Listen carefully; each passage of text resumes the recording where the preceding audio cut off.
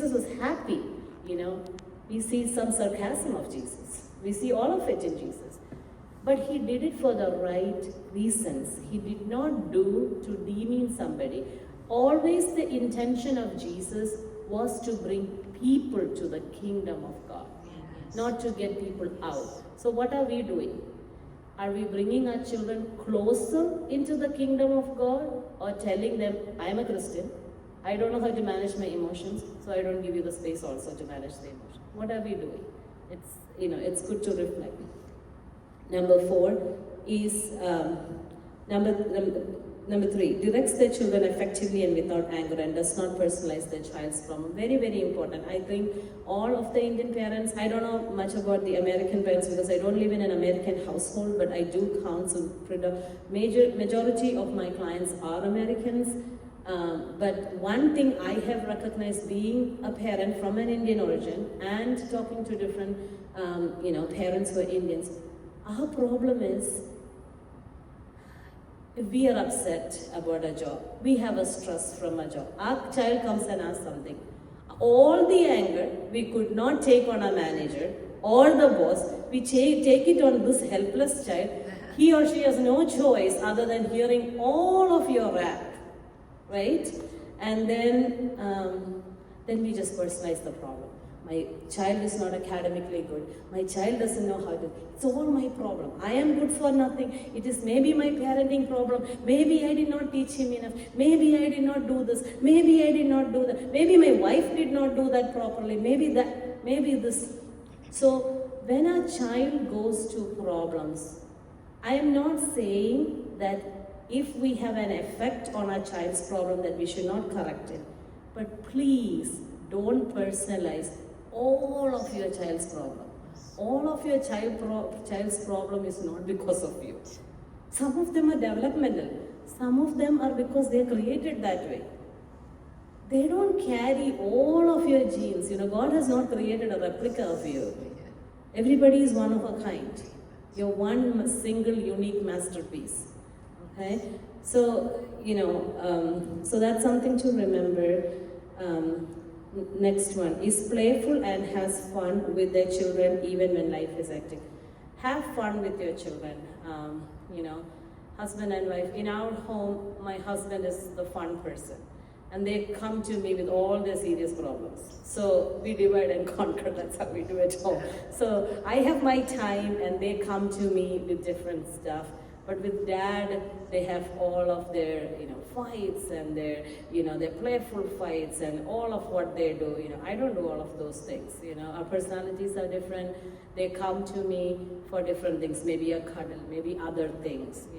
Appa is all about fun. If they, 3 of them are there, and Appa is the 4th child. So that's how they see with him, with play.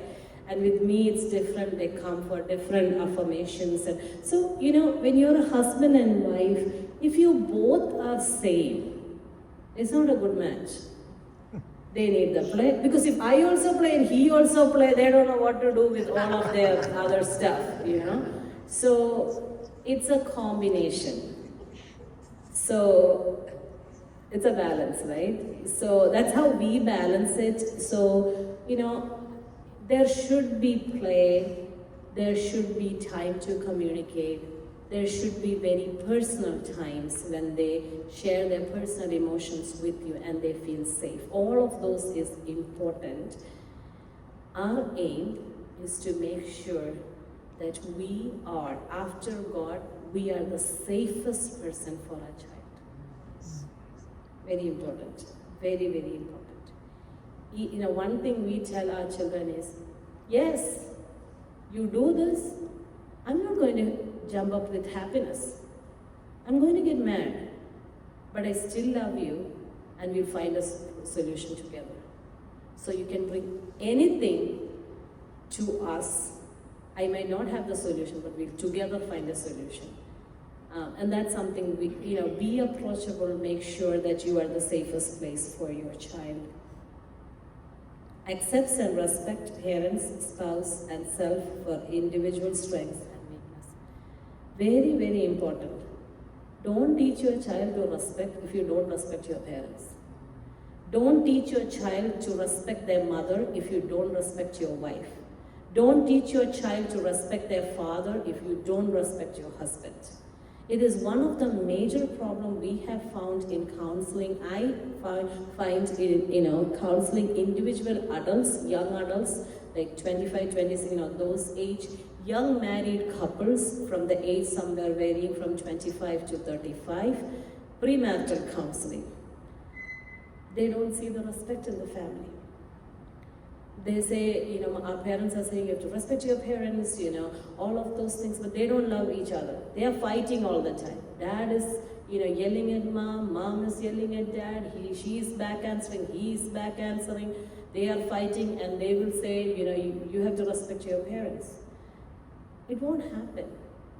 They model us. They model us. And modeling is very, very real in child psychology. So if you don't respect your husband, they will never respect the father. If you don't respect your wife, they will never learn to respect her. So be careful about that. Problem solves conflicting situations and issues rather than emotionally overreacting.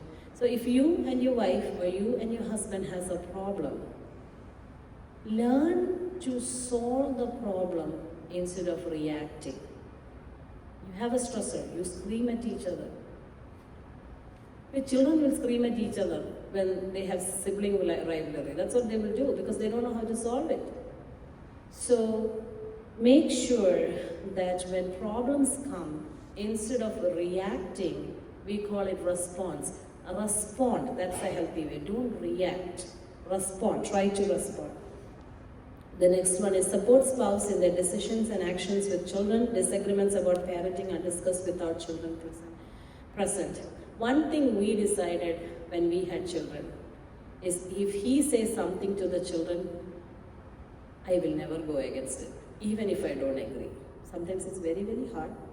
And if I say something, even if it's hard, he will never disagree. We will disagree in just personally with each other, and we will discuss it when we are just by ourselves. Maybe I think maybe we should not have done that much.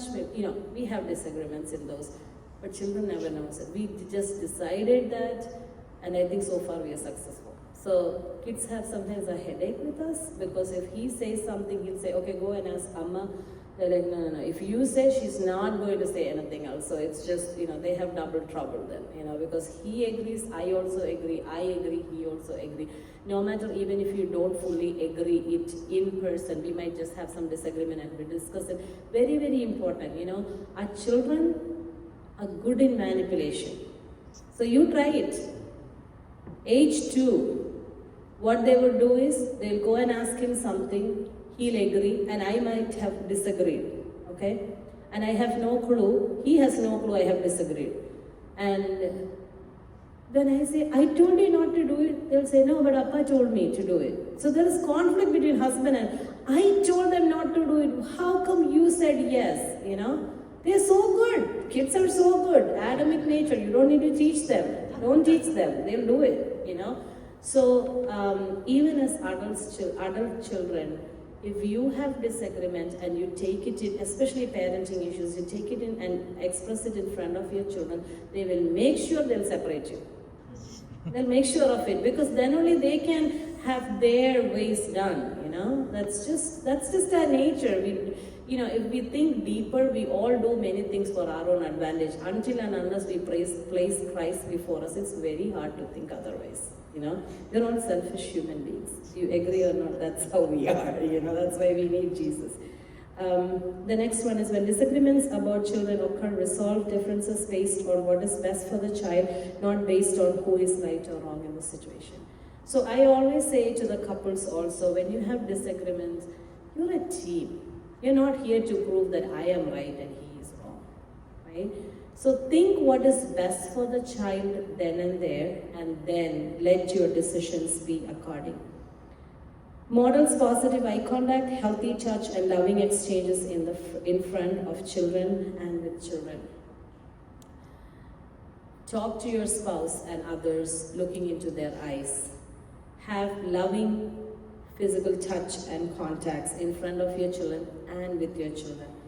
Let them know that in a house they are safe, their dad loves their mom and their mom loves their dad. And because we love God, we love each other. And when they learn that, and when they see that, they feel they're safe. I remember, as our children were growing up, sometimes we have disagreement and, my husband has a very loud voice, even if he talks in his normal voice, his voice is loud, right? And I have to say, I have strong opinions. I come from a home where we are 3 girls, where my father always encouraged that you can say the truth no matter who it is. So I'm a very strongly opinionated person, so it's hard to tone down in the initial days. And I remember when our children were younger, we will fight and we will, solve it immediately. But I remember when they were little, my little one would come and ask, because they go to schools where not all of their friends' parents are married. Some of them have step-parents, some of them parents are not married, right? And so they would come and, as my friend said, that their parents talked like this with each other and now they're divorced. Are you thinking of divorce? I'm like, what? So what I'm saying, now they know, when they're younger, their brain capacity is small. What I'm trying to say is that is how the child psychology is. When I work with, kids who come from divorced or separated family, even though the parents say that it is not their fault that the parents is divorced, they still think that I have a problem and that's why my parents are not together. So that's the child psychology of it, because their world of security is broken when the dad and the mom are separated. Okay, so that is why this is very important. So next one is support spouse even when children complain and whine about them. They don't side with their children against their spouse. Remember, you've not taken covenant with your children. They are a gift. We always say, husband and wife take the covenant for death do us part. Children are a blessing and a gift. We don't take covenant with our children. There are couples who never have children, right? God doesn't give them children. So it's a blessing. It's an added gift which God blesses. If He blesses us, He blesses us. If He doesn't, He doesn't. Right? So don't ever demean your spouse, especially before your children. If you do that, it's done. They'll make sure they'll also disrespect them. So don't do that. Don't, because you are a team. No matter what happens, your spouse might have weaknesses. It's okay.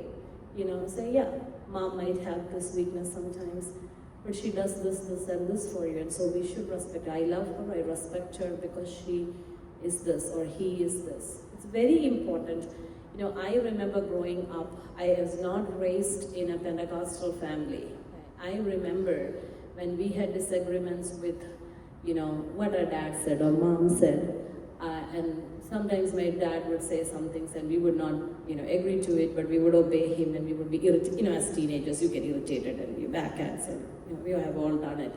And I remember, saying it, I would not back answer him, but I would just back answer by myself after he's gone. I would just be, mumbling and, say, and sometimes I would take the frustration out on my mother saying that how could Appa say this and that. And I remember she would listen to me and my mom always would say, I know it has hurt, I know it was a little too much, but his intention was good and this is what he wanted from you. And so you cannot say like that to her. You cannot think like that about him. I always remember we would say, oh yeah, we would jokingly say, at the end you are one team. And now as a parent, as a counselor and as a wife, I think they are very valuable lessons my parents gave us. I remember my in-laws, Papa was a headstrong person. They both are no more. Papa was a headstrong person. My mother-in-law was a very kind. So they were opposite personalities. In spite of whatever Papa does, Mummy would say, in Malayalam, പപ്പായെ പോലെ നീതിമാനും നിഷ്കളങ്കനും നിർമ്മലനും സ്നേഹനിധിയുമായ വേറെ ആരും ഈ ലോകത്ത് കാണാനില്ല. അമ്മയായിരുന്നു അച്ഛൻ ചെറിയ അമ്മമ്മി മാത്രം അങ്ങനെ പറഞ്ഞാൽ മതി. But you know, all of those, when you look to the psychology point of view, is all foundation saying that I respect my spouse and he is worthy to be your father or mother, and they are worthy of respect. And those are found, and I don't think, either one of our parents went to any psychology school. They learned life lessons, from how much ever they knew from the word and from their parents. And those are life lessons, okay? Okay, next point is, parents have personal interactive playfulness with your child. Have the type of playfulness that delights your child. So if you have 3 children, all of the delight is different. Our oldest is twins. I delivered them with 1 minute apart, okay? One is so quiet, she like artistic thing, and the other one is all into drums. And he is so hyper, he cannot sit still. So with him, the playfulness is all wrestling and fighting and jumping and cuddling with his dad. You do with his twin sister, she cannot tolerate it, It's a stress for her, she'll be in distress, She likes the gentle hug, sitting with her, appreciating her, doing small crafts with her. So what I'm saying is, do the playfulness not for yourself, not a generalized one. Do playfulness with your children so that it delights them. It is a point of connection. So every child is different. Find what connects with your child and do it accordingly. Okay? Number 3, have a healthy structure where parents lead the child. I have seen that, in many homes where whatever the child says, that's how the parents will work. That's not how God, that's not the hierarchy God has created. God said parents lead the child, not the child lead the parents. Don't reverse the order of what God has created. When you do that, it's chaotic at home, right? So at different ages, you lead differently. When they are small, you have to hold their hands and lead the path. When they are teenagers and high school students, you go and hold their hands and get mad. So the leading is different. When they are married, you cannot just interfere in anything. And so there are boundaries and things. But when it is a parent-child relationship, it is always the order God has created is parent, lead the child. Okay? So 3 ingredients of healthy children is challenge them, engage with them, and nurture them. You're the nurturer. If you are not the nurturer, they suffer through it even when they are 65 or 70 or 75. I have clients who have not felt and experienced that nurturance from their parents, and they're in counseling at 65 and 70 because they don't feel fulfilled. They don't feel that they are enough. They're very insecure human beings. That's because of the lack of nurturance they receive. The next one is have an effective style of discipline which adds a healthy structure to the parent-child relationship. So how can we implement effective style of discipline? Okay? I know there's so much difference of opinions in what to do, what not to do. Spank, no spank, time out, no time out. Negative reinforcement, no negative reinforcement. I'm not here to say what is right, what is wrong, because psychology doesn't have like a clear objective answer. All it has is, what is your intention? Is your intention to discipline your child and to build back the connection, or to prove that your point is right, or to take your anger on them? As long as your intention is right, the discipline comes out right. So what are some of the how can you implement effective style of discipline? Number 1, set boundaries for unacceptable behavior. Okay? For your older child, your older kids, their curfew time is 10 p.m. After 10 p.m. you have this and this consequence. This will be taken. That's because that is an unacceptable behavior at home. right? You have smaller kids, they disrespect your parents, their grandparents. You have to say, if you do that again and you say unnecessary words, hit them or shout at them, this is their concept. So there are rules in the home, and you have to put boundaries for unacceptable behavior. Number 2 is it's more effective when children perceive they are important to you. So that's what I said. Discipline, even when discipline is done, they should know that my parent is disciplining me because they love me and I'm important to them, though I don't like what they're doing now. Okay? That is where we have to we have to look at how God disciplines us. Even when He disciplines us, we know what? We know He loves us. Because He has already proven His love. So when He disciplines us, yeah, you don't like the discipline. I don't like the discipline either. But I still know that He loves me. Because that is what we have perceived from His death and His love on the cross, right? Next one is discipline should go with the offense logically and or naturally. So it should be done because they've done something wrong. Please don't take it out because of your emotion, and it should be logically explained and understandable for them. Don't say, I'm disciplining you because I want to. I'm disciplining you because this and this is what you did, and that is the reason. Prevention is the best method of discipline. Have conversation, talk to them, so that you can prevent the disciplinary actions, right? 4 discipline methods. No parent should be with, oh my goodness, if your kids were here, they would have just, yeah. So, time out, time in, sensitivity to training and spanking. I don't think any of your kids would like that last one, okay?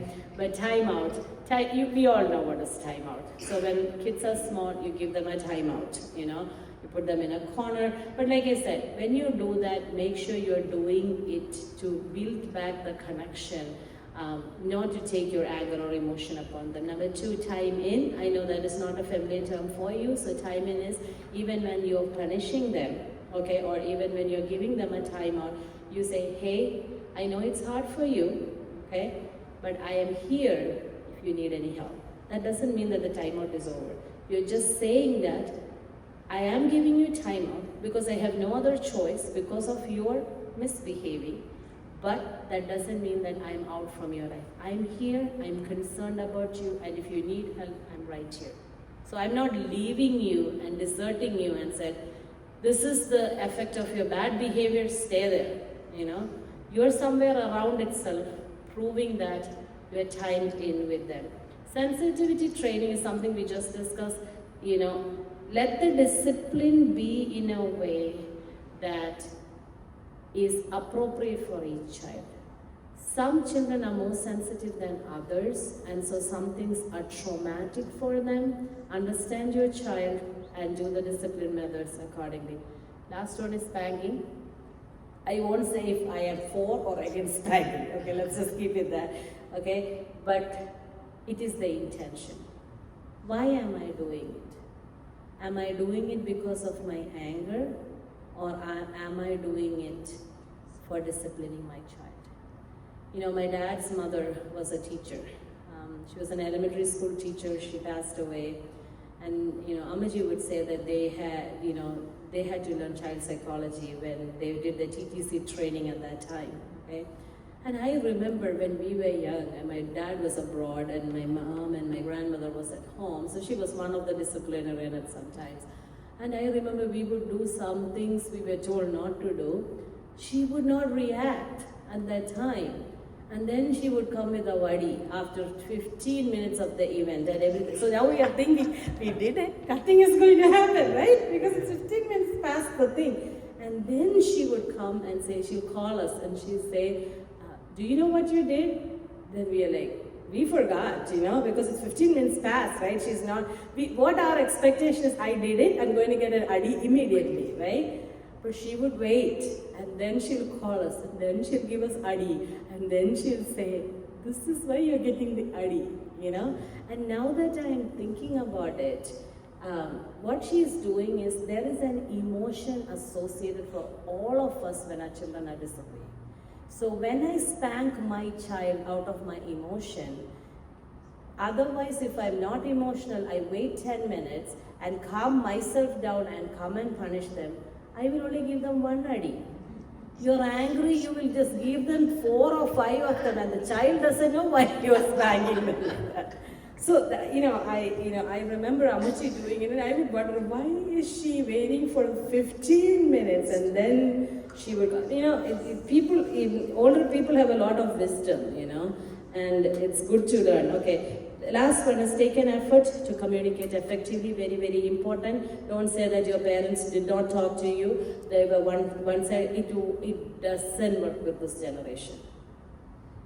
It doesn't work. Talking to your children and answering their questions have over and over proven today to me. It's not just in your church. I work with youth. I counsel people. I work with other churches, and over again, one common theme we have heard is,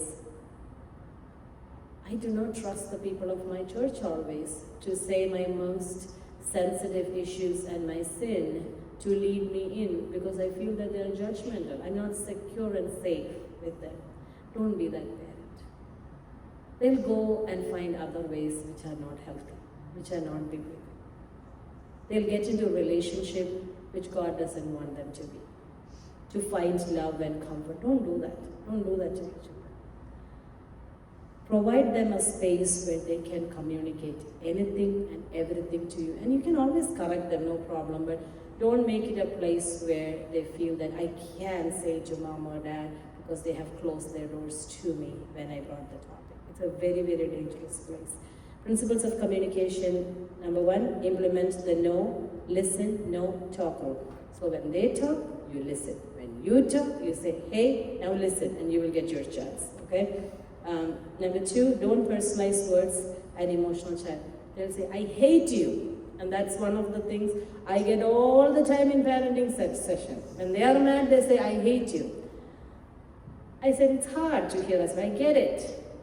But do they actually hate you? They don't hate you. They are taking the anger they have from somewhere on you. I'm not saying approve of it. Talk with them after they have calmed down. What do you mean by the statement? Do you really mean that? Do you think it's the right thing to do? I know it's hard. I think when they calm down, we also have to calm down. And then come back, okay? Don't take it personally. Listen wisely, very important. The more emotional the child, the clarification is needed.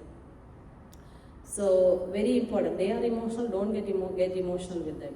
Say, hey, why are you emotional? Is it a good time to talk? Do you want to take a walk? What do you want to do? Things like that. Problem solve when possible. Don't try and solve the problem when they are crying. It won't work. Take the time and try. One thing I do with my children is I'll ask them, what do you think should be done? Do you think this is right? Do you think that is right? What way will you fit? So try to guide them so they will learn to solve their own problems. When it's necessary, solve the problem for them. Never use sarcasms or comments that demean the child in any conversation. Don't say, I know what you're trying to say. When they are coming with a big emotion, they'll never come to you again. Don't put judgment. As I said, let us be a safe place for our children.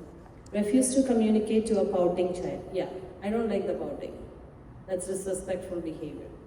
You have to say, finish your act and we will talk. Finish it up.